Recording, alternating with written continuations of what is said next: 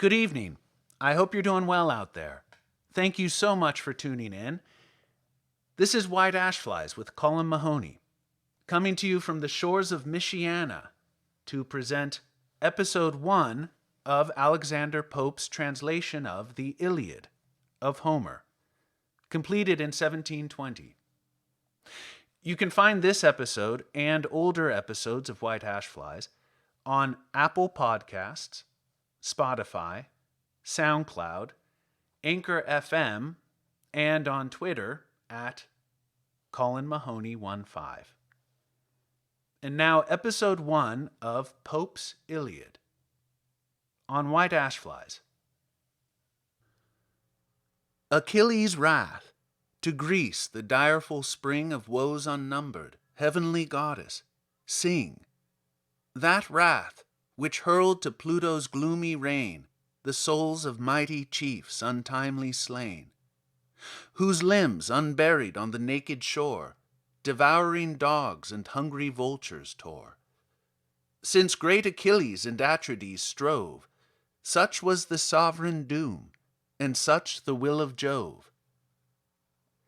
Declare, O Muse, in what ill-fated hour sprung the fierce strife, from what offended power Latona's son a dire contagion spread, and heaped the camp with mountains of the dead.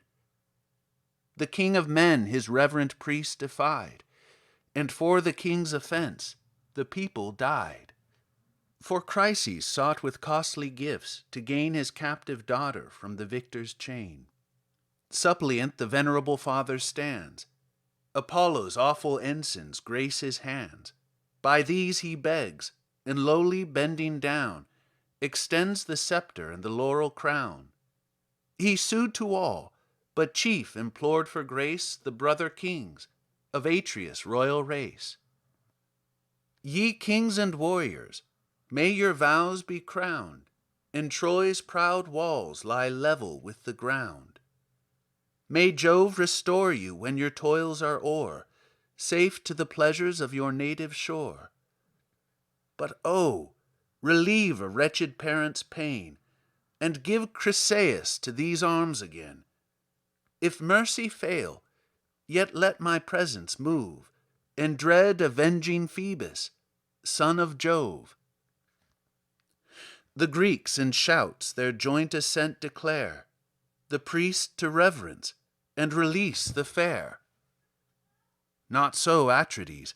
He with kingly pride repulsed the sacred sire, and thus replied, Hence on thy life, and fly these hostile plains, nor ask, presumptuous, what the king detains.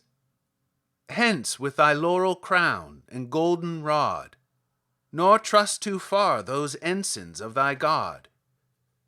Mine is thy daughter, priest, and shall remain, and prayers and tears and bribes shall plead in vain, till time shall rifle every youthful grace, and age dismiss her from my cold embrace, in daily labors of the loom employed, or doomed to deck the bed she once enjoyed. Hence then, to Argos shall the maid retire, far from her native soil and weeping sire. The trembling priest along the shore returned, and in the anguish of a father mourned. Disconsolate, not daring to complain, silent he wandered by the sounding main, till, safe at distance, to his God he prays, the God who darts around the world his rays. O Smintheus, sprung from fair Latona's line, thou guardian power of Scylla the divine, thou source of light, whom Tenedos adores, and whose bright presence gilds thy Chrysa's shores. If e'er with wreaths I hung thy sacred fane, or fed the flames with fat of oxen slain, God of the silver bow, thy shafts employ, avenge thy servant, and the Greeks destroy. Thus Chryses prayed, the favouring power attends, and from Olympus' lofty tops descends. Bent was his bow, the Grecian hearts to wound. Fierce as he moved, his silver shafts resound. Breathing revenge, a sudden night he spread, and gloomy darkness rolled about his head. The fleet in view, he twanged his deadly bow, and hissing fly the feathered fates below. On mules and dogs the infection first began, and last the vengeful arrows fixed in man. For 9 long nights, through all the dusky air, the pyres, thick flaming, shot a dismal glare. But ere the 10th revolving day was run, inspired by Juno, Thetis' godlike son, convened to counsel all the Grecian train, for much the goddess mourned her heroes slain. The assembly seated, rising o'er the rest, Achilles thus the king of men addressed: Why leave we not the fatal Trojan shore, and measure back the seas we crossed before? The plague destroying whom the sword would spare, 'tis time to save the few remains of war. But let some prophet, or some sacred sage, explore the cause of great Apollo's rage, or learn the wasteful vengeance to remove by mystic dreams, for dreams descend from Jove. If broken vows this heavy curse have laid, let altars smoke and hecatombs be paid. So heaven, atoned, shall dying Greece restore, and Phoebus dart his burning shafts no more. He said and sat, when Calchas thus replied, Calchas the wise, the Grecian priest and guide, that sacred seer whose comprehensive view the past, the present, and the future knew.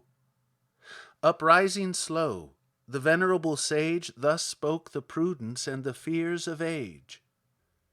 Beloved of Jove, Achilles, wouldst thou know why angry Phoebus bends his fatal bow?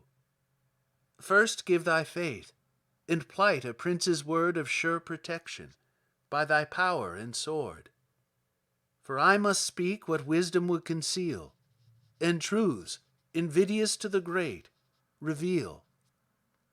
Bold is the task, when subjects grown too wise, instruct a monarch where his error lies. For though we deem the short-lived fury past, 'tis sure the mighty will revenge at last.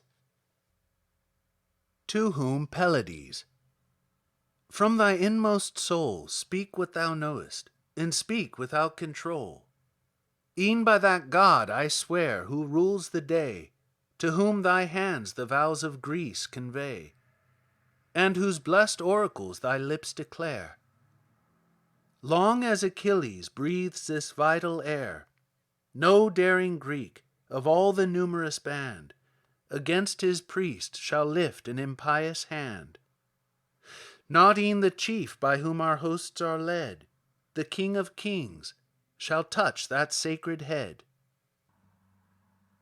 Encouraged thus, the blameless man replies, Nor vows unpaid, nor slighted sacrifice, but he, our chief, provoked the raging pest, Apollo's vengeance for his injured priest. Nor will the gods' awakened fury cease, but plagues shall spread, and funeral fires increase, till the great king, without a ransom paid, to her own Chrysa send the black-eyed maid. Perhaps, with added sacrifice and prayer, the priest may pardon, and the god may spare. The prophet spoke, when with a gloomy frown the monarch started from his shining throne. Black choler filled his breast that boiled with ire, and from his eyeballs flashed the living fire. Augur accursed, denouncing mischief still, prophet of plagues forever boding ill, still must that tongue some wounding message bring, and still thy priestly pride provoke thy king. For this are Phoebus' oracles explored, to teach the Greeks to murmur at their lord? For this with falsehood is my honor stained, is heaven offended, and a priest profaned. Because my prize, my beauteous maid, I hold, and heavenly charms prefer to proffered gold. A maid unmatched in manners as in face, skilled in each art, and crowned with every grace. Not half so dear were Clytemnestra's charms, when first her blooming beauties blessed my arms. Yet, if the gods demand her, let her sail. Our cares are only for the public weal.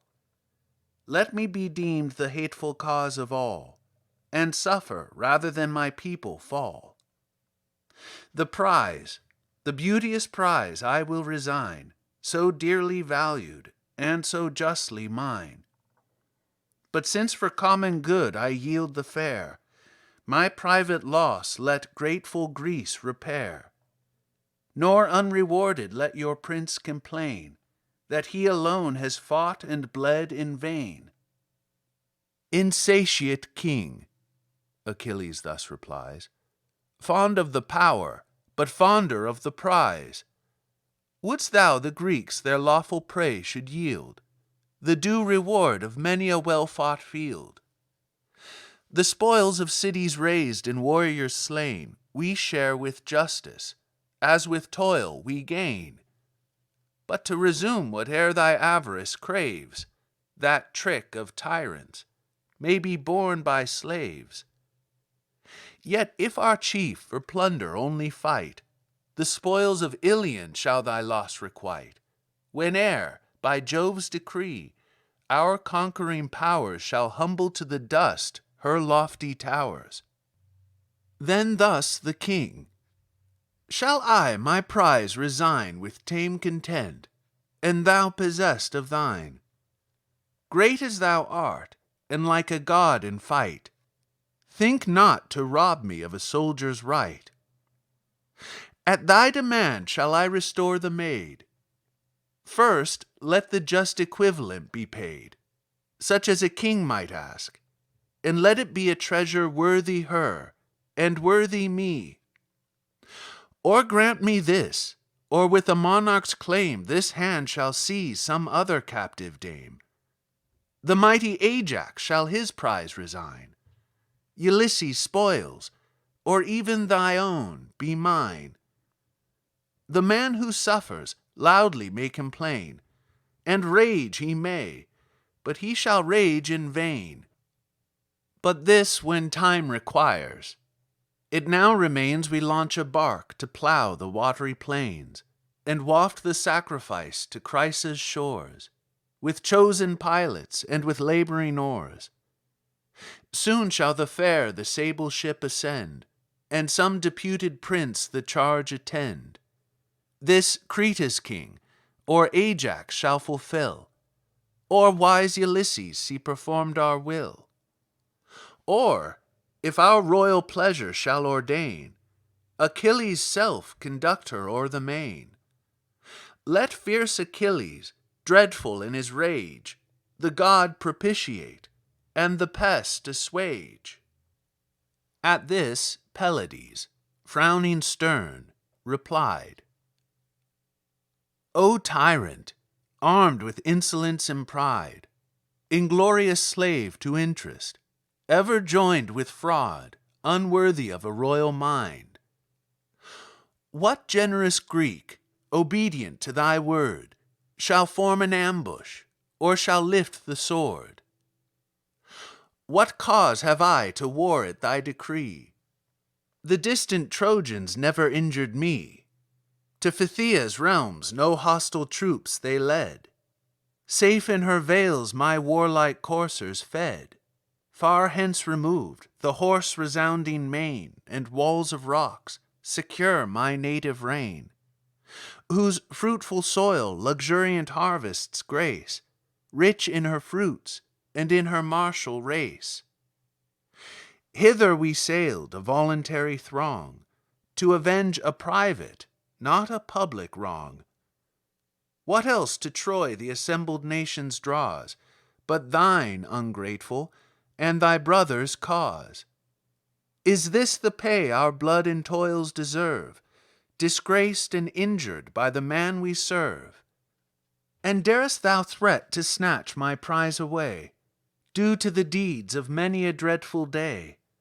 A prize as small, O tyrant, matched with thine, as thy own actions if compared to mine. Thine in each conquest is the wealthy prey, though mine the sweat and danger of the day. Some trivial present to my ships I bear, or barren praises pay the wounds of war. But know, proud monarch, I'm thy slave no more. My fleet shall waft me to Thessalia's shore. Left by Achilles on the Trojan plain, what spoils, what conquests shall Atrides gain? To this the king: Fly, mighty warrior, fly. Thy aid we need not, and thy threats defy. There want not chiefs in such a cause to fight, and Jove himself shall guard a monarch's right. Of all the kings, the gods' distinguished care, to power superior none such hatred bear. Strife and debate thy restless soul employ, and wars and horrors are thy savage joy. If thou hast strength, 'twas heaven that strength bestowed. For know, vain man, thy valor is from God. Haste, launch thy vessels, fly with speed away. Rule thy own realms with arbitrary sway. I heed thee not, but prize at equal rate thy short-lived friendship and thy groundless hate.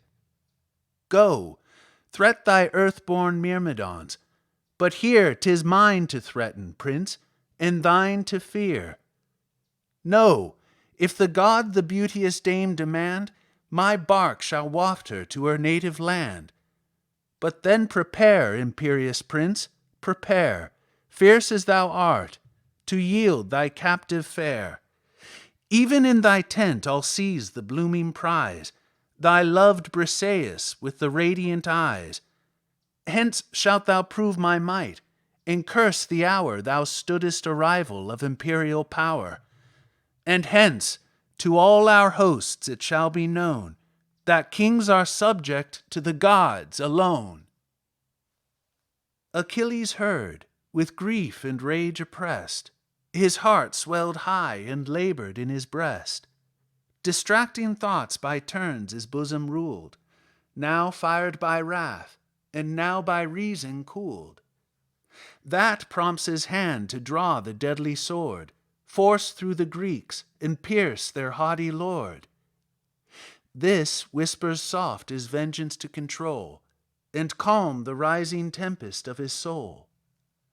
Just as in anguish of suspense he stayed, while half unsheathed appeared the glittering blade, Minerva swift descended from above, sent by the sister and the wife of Jove, for both the princes claimed her equal care. Behind she stood, and by the golden hair Achilles seized, to him alone confessed. A sable cloud concealed her from the rest. He sees, and sudden to the goddess cries, known by the flames that sparkle from her eyes. Descends Minerva in her guardian care, a heavenly witness of the wrongs I bear from Atreus' son. Then let those eyes that view the daring crime behold the vengeance too. Forbear, the progeny of Jove replies. To calm thy fury I forsake the skies. Let great Achilles, to the gods resigned, to reason yield the empire o'er his mind. By awful Juno this command is given, the king and you are both the care of heaven. The force of keen reproaches let him feel, but sheathe, obedient, thy revenging steel. For I pronounce, and trust a heavenly power, thy injured honor has its fated hour, when the proud monarch shall thy arms implore, and bribe thy friendship with a boundless store. Then let revenge no longer bear the sway. Command thy passions, and the gods obey. To her Pelides. With regardful ear, 'tis just, O goddess, I thy dictates hear. Hard as it is, my vengeance I suppress. Those who revere the gods will bless. He said, observant of the blue-eyed maid. Then in the sheath returned the shining blade. The goddess swift to high Olympus flies, and joins the sacred senate of the skies. Nor yet the rage his boiling breast forsook, which thus redoubling on Atrides broke. O monster, mixed of insolence and fear, thou dog in forehead, but in heart a deer! When wert thou known in ambushed fights to dare, or nobly face the horrid front of war? 'Tis ours, the chance of fighting fields to try, thine to look on, and bid the valiant die. So much 'tis safer through the camp to go, and rob a subject, than despoil a foe. Scourge of thy people, violent and base, sent in Jove's anger on a slavish race, who, lost to sense of generous freedom past, are tamed to wrongs, or this had been thy last. Now by this sacred sceptre hear me swear, which never more shall leaves or blossoms bear, which severed from the trunk, as I from thee, on the bare mountains left its parent tree. This sceptre, formed by tempered steel to prove an ensign of the delegates of Jove, from whom the power of laws and justice springs. Tremendous oath, inviolate to kings. By this I swear, when bleeding Greece again shall call Achilles, she shall call in vain. When, flushed with slaughter, Hector comes to spread the purpled shore with mountains of the dead, then shalt thou mourn the affront thy madness gave, forced to deplore when impotent to save. Then rage in bitterness of soul to know this act has made the bravest Greek thy foe.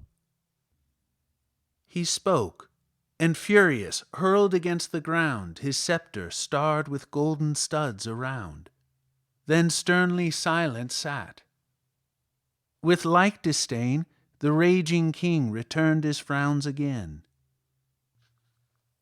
To calm their passion with the words of age, slow from his seat arose the Pylian sage, experienced Nestor, in persuasion skilled.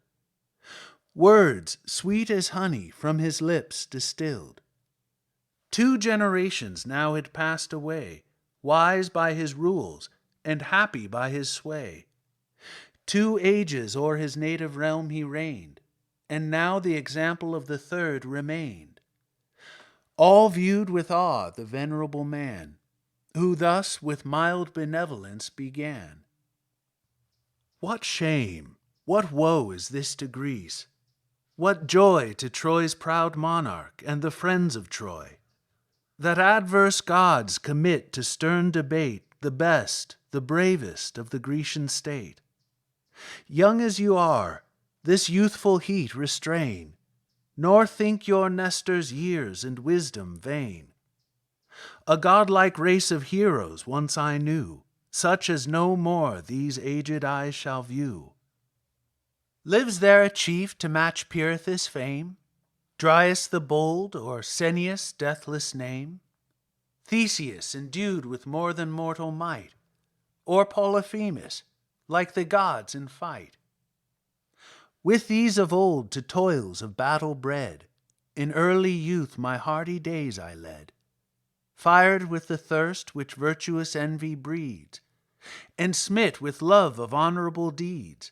Strongest of men, they pierced the mountain boar, ranged the wild deserts red with monsters' gore, and from their hills the shaggy centaurs tore. Yet these with soft persuasive arts I swayed. When Nestor spoke, they listened and obeyed. If in my youth even these esteemed me wise, do you, young warriors, hear my age advise. Atrides, Seize not on the beauteous slave, that prize the Greeks by common suffrage gave. Nor thou, Achilles, treat our prince with pride. Let kings be just, in sovereign power preside. Thee the first honors of the war adorn, like gods in strength and of a goddess born. Him awful majesty exalts above the powers of earth and sceptred sons of Jove. Let both unite with well-consenting mind, so shall authority with strength be joined. Leave me, O king, to calm Achilles' rage. Rule thou thyself, as more advanced in age. Forbid it, gods, Achilles should be lost, the pride of Greece and bulwark of our host. This said, he ceased. The king of men replies, Thy years are awful, and thy words are wise. But that imperious, that unconquered soul, no laws can limit, no respect control. Before his pride must his superiors fall, his word the law, and he the Lord of all? Him must our hosts, our chiefs, ourself obey. What king can bear a rival in his sway? Grant that the gods his matchless force have given. Has foul reproach a privilege from heaven? Here on the monarch's speech Achilles broke, and furious thus, and interrupting spoke. Tyrant, I well deserve thy galling chain, to live thy slave and still to serve in vain, should I submit to each unjust decree. Command thy vassals, but command not me. Seize on Briseis, whom the Grecians doomed my prize of war, yet tamely see resumed, and seize secure. No more Achilles draws his conquering sword in any woman's cause. The gods command me to forgive the past, but let this first invasion be the last. For know, thy blood, when next thou darest invade, shall stream in vengeance on my reeking blade. At this they ceased.